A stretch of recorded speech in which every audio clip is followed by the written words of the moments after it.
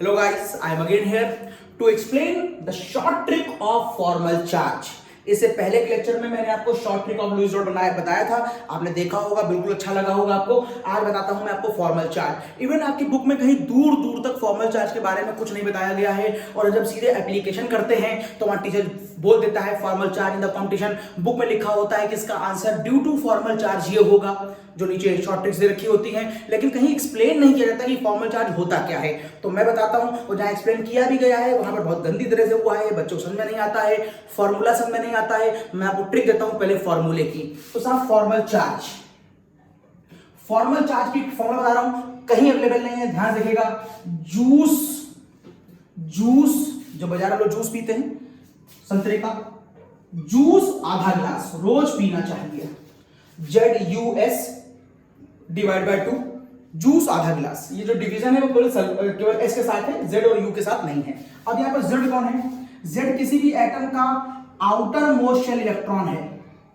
It is outer most shell electron, outer most shell electron. U क्या है? वो उस एटम का अनशेयर्ड इलेक्ट्रॉन है। It is unshared electron.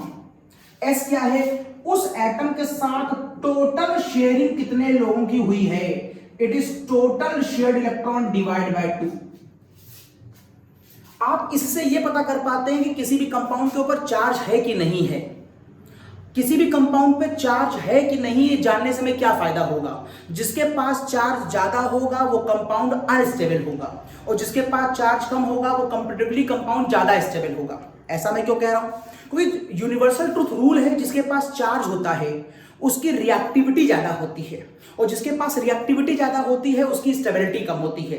कहते हैं चार्ज का मतलब एनर्जी होता है। एनर्जी का मतलब अच्छा कि खराब? आपको लग रहा हो अच्छा? नहीं, एनर्जी का मतलब है बहुत गुस्से वाली स्थिति। समान जीवन को केमिस्ट्री में अप्लाई करिए, केमिस्ट्री में दिखता कुछ नहीं है, समान जीवन को अप्लाई करिए, अच्छा लगेगा। आपको कौन सा आदमी पसंद है, कौन सा ह्यूमन बीइंग पसंद है? जो बहुत गुस्सा करता हो या बहुत शांत रहता हो? आप बिल्कुल कहेंगे जो शांत रहता हो। जो शांत रहता होगा उसकी बॉडी का एनर्जी लेवल कम होगा। जो एनर्जी लेवल कम रखता है उसकी स्टेबिलिटी ज्यादा होती है, उसे हर आदमी पसंद करता है।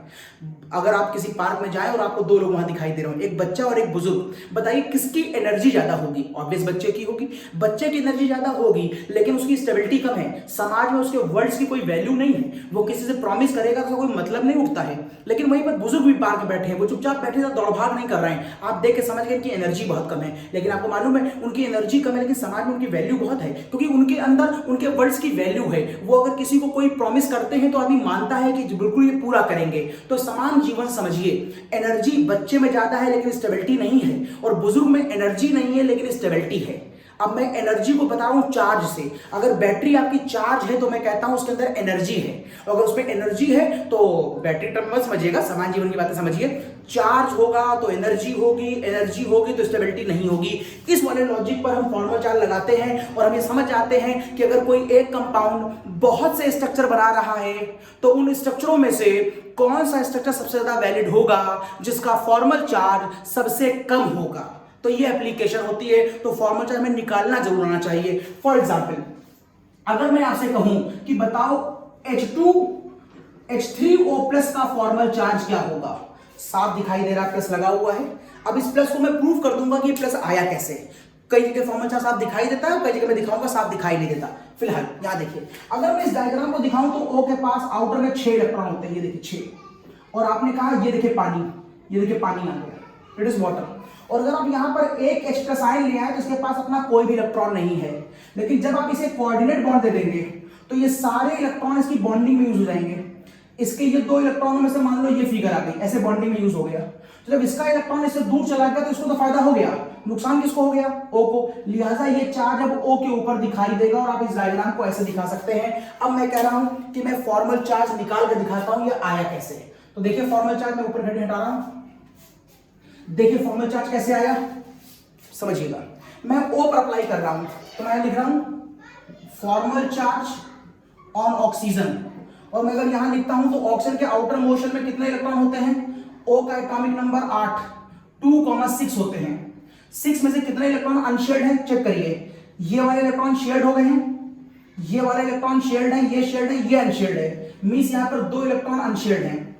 और कितने इलेक्ट्रॉन यहां पर कितने इलेक्ट्रॉन शेयर डिवाइड बाय 2 है? शेयर देखिए, ये पूरा शेयर होगा, एक यहां से, एक यहां से, 2 यहां से, 4 और 2 इसके 6 इलेक्ट्रॉन शेयर है। 6 डिवाइड बाय 2, तो यहां से आएगा 3 और 2 5, आंसर हो जाएगा 6 - 5 बराबर +1। ये देखिए फॉर्मूले से भी आ रहा है और ये +1 यहां पर भी दिख रहा था।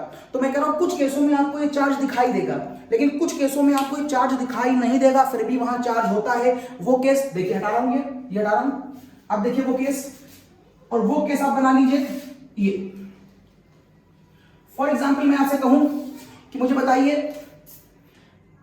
HClO4 का अगर कोई डायग्राम ऐसा बना हुआ है, तो बताइए इस समय Cl के ऊपर कोई चार्ज आ रहा है कि नहीं आ रहा है?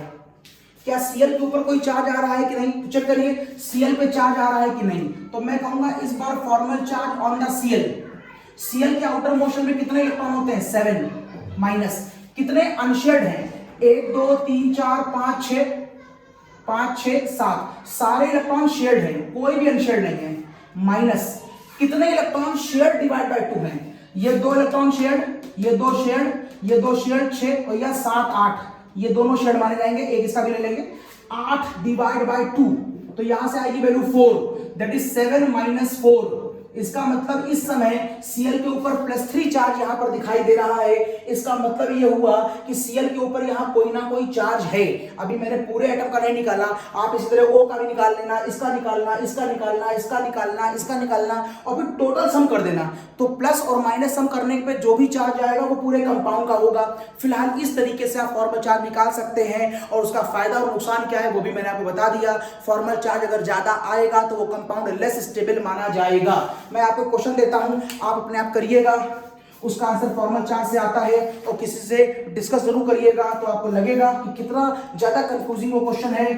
H2SO4 के आपने स्ट्रक्चर देखे होंगे, मैं आपको 2 डायग्राम दिखाता हूं।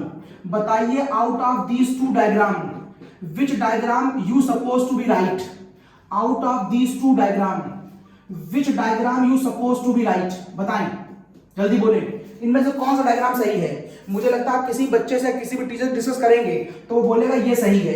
आप वजह पूछेंगे तो कहेगा हर एलिमेंट की ऑक्टेट पूरी हो रही है।